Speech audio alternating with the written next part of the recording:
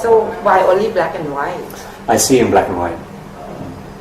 Why not colors? I don't know. Colors I don't are see. beautiful. Colors are beautiful, but they detract from what I'm trying to show in an image. I'm interested in the content of an image and what is happening in an image. So I could not... You can't take the same picture, color and black and white. It's not a question. Some people take a picture and then they decide afterwards, you know, if it's going to be color or black and white. That's bullshit. You can't do that. You either shoot color or you shoot black and white. If you're shooting color, I'm obviously going to take a different picture. I want your warm skin tones, the warm skin tones, the red of the shirt, the red of this, the red in the back, and it all has together. It's all about the color. If I'm shooting black and white, then that color is not important. It's all about tones, light, dark, things, all of the important things. So, and color is very, very, it's full of emotion, color. You know, your blues will calm you. Your reds are passionate and fire, and you know, there's this too, when you have people that are increasing the warmth of pictures from the reality that they were, they're introducing more passion. The more the red, the more hot it becomes, potentially more violent. The more cool the blue, it cools it down. So people are changing a reality. When I photograph in black and white, I'm not changing a reality because I'm saying to people, I am choosing to photograph in black and white. This picture is in black and white. What people do when they change the color is they lie.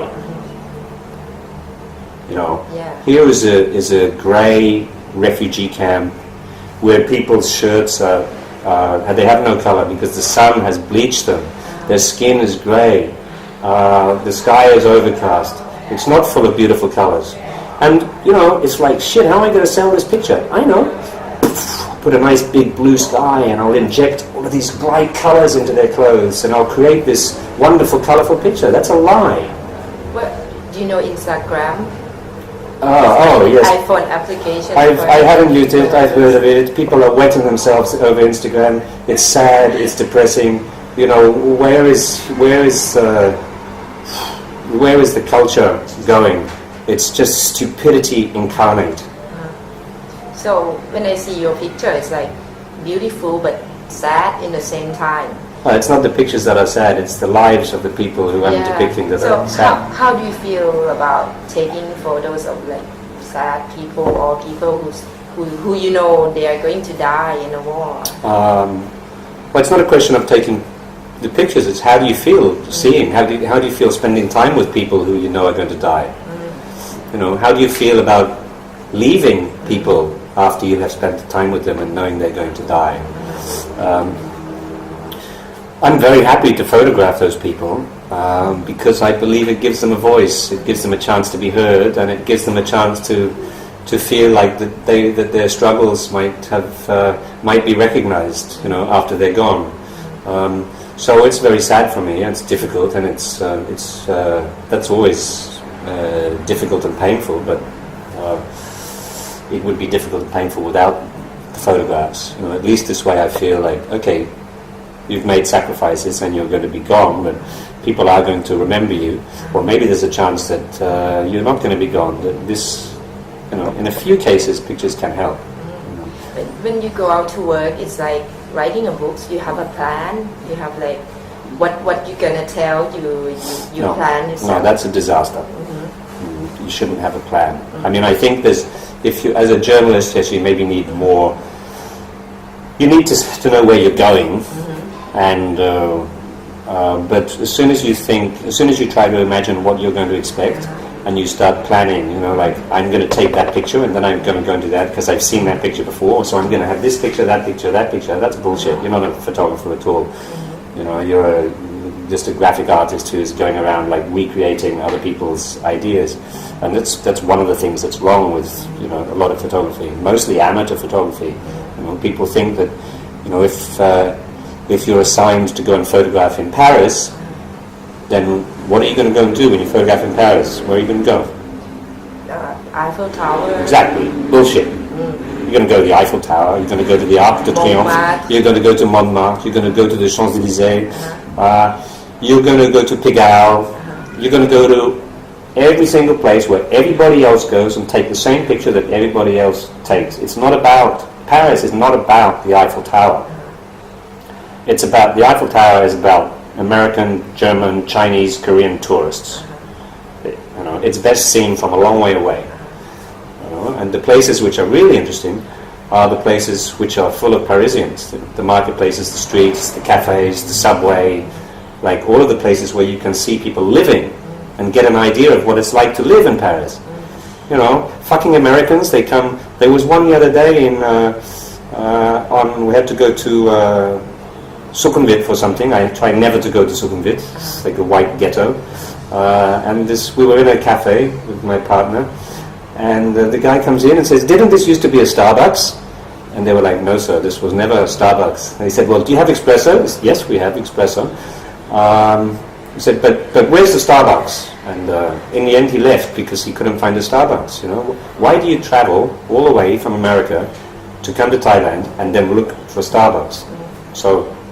Yeah, American people go to Khao San to listen to like Oasis. Right. It's not just Americans, you know. I mean, but people tend to look for their own culture when they go places, and this is not what traveling is about, you know, or photographing. You know, it's about experiencing things and trying to see things that other people don't see. Yeah. You know, and really feeling the pulse of a place. And as you're taking photos of wars, you were in a battle. Have you ever get hurt or like? Yeah, a few times. I mean, not. Yeah, the worst that really happened to me was in the south of Thailand, in Yala. I was. Can you tell us about that? Oh, I was. It's in 2007, right? Yeah, there's not so much to tell really. I mean, it happens to people every day in the south, you know, in Narathiwat, Patani, and Yala. So in my case, it's nothing special, but. I was one of a couple of people blown up with a bomb that had been buried under the ground. And yeah, I still have problems. I have a rib that's come away from my spine, so I had problems with that.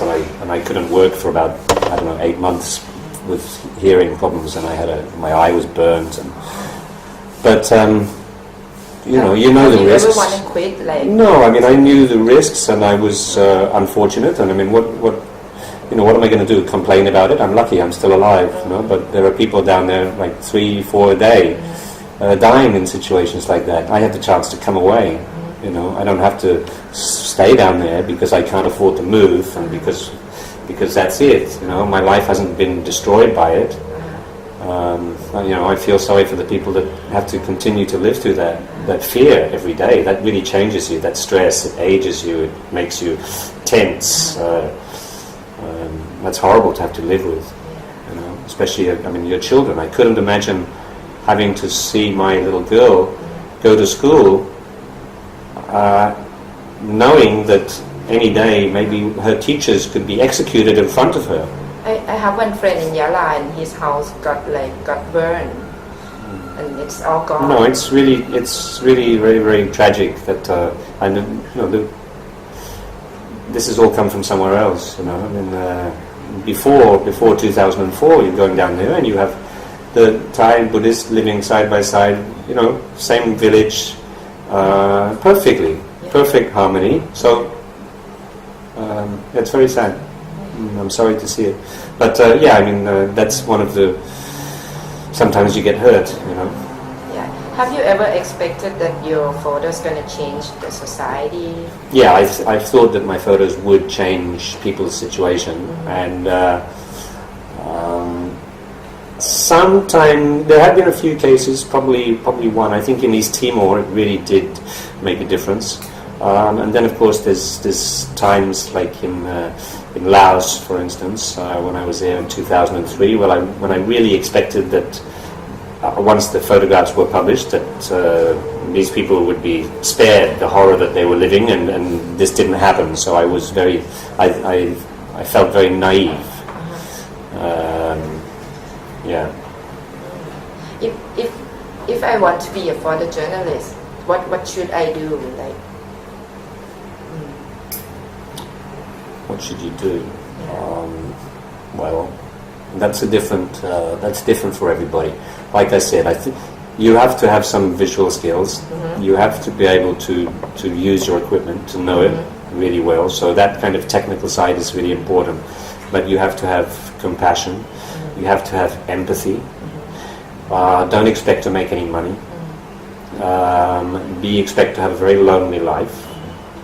And if you don't really care about the people you're photographing, they have to be more important than you.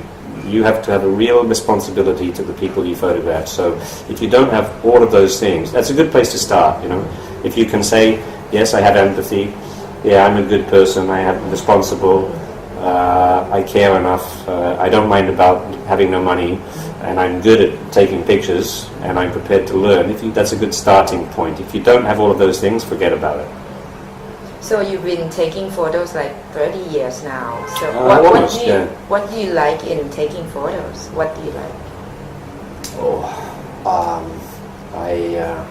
I love photographs that capture the essence of a moment and that are full of soul, that have an electricity. Things where I don't want to say decisive moment, but there should be something. There should be something happening. There should be an exchange. There should be something that you feel about. It shouldn't be a dead moment. It shouldn't be a postcard. It should be something that maybe you're never going to see again. And to be able to capture that and to show that to people, to be able to capture those little slices of life is a wonderful thing. You know? And I'm enjoying doing that more. I'm photographing a lot more on the street these days. I'm going to be photographing a lot more in Burma this year. And then Bangladesh is always a place that I love to go, and I want to get back to Dhaka. I love photographing there because there is such a chaos and energy on the streets, and it's a challenge to capture it, you know, with all of its layers. I mean, that's to be aware of so many things happening at once, and to get into the right place, ready for when they all come together. That's the secret, and that's hard work. But when it happens, it's a really lovely feeling. Yeah. What do you think you would do when you are 70 years old? Well, I hope I'll be doing the same. You will still taking photos. Hopefully, I'll be still taking pictures. Yeah, probably with a different. You know, I don't want to. I don't feel the need to be photographing conflicts for the rest of my life. I think there comes a point where you have experiences, and then you have to have the time to look at those experiences and work them out, and maybe you have to go back into those experiences. And for instance, I spent a month in the mountains years ago with a commander of the resistance in East Timor, and this guy is now the president of East Timor.